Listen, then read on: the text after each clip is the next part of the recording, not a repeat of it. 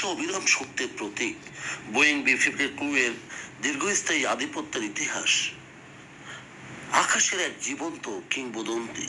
শীতল যুদ্ধের শুরুর দিনগুলো থেকে শুরু করে একবিংশ শতাব্দীর আধুনিক যুদ্ধক্ষেত্র মার্কিন বিমান বাহিনীর শক্তির অন্যতম প্রধান স্তম্ভ হয়ে দাঁড়িয়ে আছে বোয়িং বি-52 স্ট্র্যাটো ফোর্ট্রেস। 1950-এর দশকে প্রথম আকাশে ওড়ার পর থেকেই আজ পর্যন্ত এই বিমানটি কেবল টিকে থাকেনি, বরং প্রযুক্তির পরিবর্তনের সাথে সাথে নিজেকে খাপ খাইয়ে নিয়েছে। বি-52 এর সবচেয়ে বড় শক্তি হলো এর অবিশ্বাস্য সহনশীলতা এবং ক্লান্তিহীনতা, হাজার হাজার মাইল পথ পাড়ি দেওয়ার ক্ষমতা। মাঝ আকাশের জ্বালানি সংগ্রহ অসীম পাল্লার চাবিকাঠি। একটি বিমানের উড্ডয়ন ক্ষমতা সাধারণত তার জ্বালানি ধারণ ক্ষমতার উপর নির্ভর করে, কিন্তু বি-52 এই সীমাবদ্ধতাকে জয় করেছে এরিয়াল রিফুয়েলিং বা মাঝ আকাশে জ্বালানি নেওয়ার প্রযুক্তির মাধ্যমে। কৌশলগত সুবিধা, এই প্রযুক্তির ফলে বিমানটিকে জ্বালানি নেওয়ার জন্য মাটিতে নামতে হয় না। KC-135 বা KC-46 এর মতো ট্যাঙ্কার বিমান থেকে উড়ন্ত অবস্থায় জ্বালানি সংগ্রহ করে বি-52 টানা 30 থেকে 40 ঘন্টা বা তার চেয়েও বেশি সময় আকাশে অবস্থান করতে পারে। সীমা কেবল মানব শরীরে। তাত্ত্বিকভাবে বিমানটির পাল্লা অসীম, কেবল বৈমানিকদের শারীরিক ক্লান্তি ও বিমানের ইঞ্জিনের লুব্রিকেন্টের প্রয়োজনে একে একসময় মাটিতে নামতে হয়। ঐতিহাসিক বিশ্ব ভ্রমণ সক্ষমতার এক অকাট্য প্রমাণ। বি-52 এর এই দীর্ঘ পথ পাড়ি দেওয়ার ক্ষমতা কেবল কাগজে কলমেই সীমাবদ্ধ নয়, ইতিহাস জুড়ে বেশ কিছু ঐতিহাসিক মিশনের মাধ্যমে তা প্রমাণিত হয়েছে।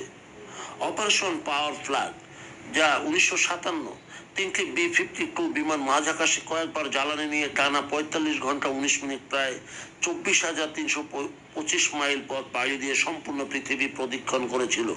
এটি ছিল পৃথিবীর প্রথম নন স্টপ জেট চালিত বিশ্ব ভ্রমণ।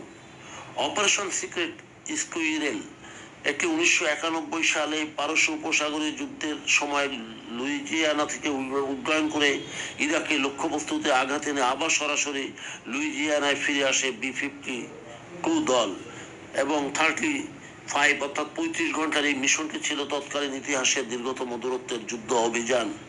70 বছরের মিশন রেডি, দীর্ঘায়ুর গোপন প্রযুক্তি। একটি যুদ্ধ বিমান 7 দশকেরও বেশি সময় ধরে প্রথম সারিতে সক্রিয় থাকা সামরিক ইতিহাসে বিরল।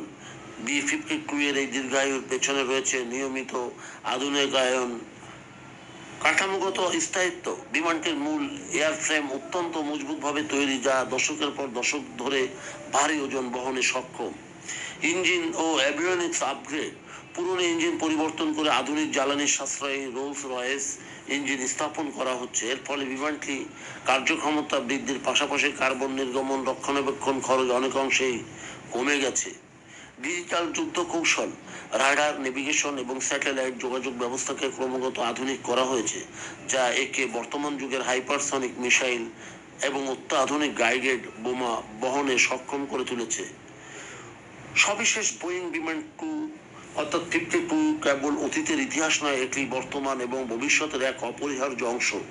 মার্কিন বিমান বাহিনীর পরিকল্পনা অনুযায়ী প্রয়োজনীয় আধুনিকায়নের মাধ্যমে এই স্ট্র্যাটো ফোর্ট্রেস 2050-এর দশক পর্যন্ত আকাশ তার আধিপত্য বজায় রাখবে।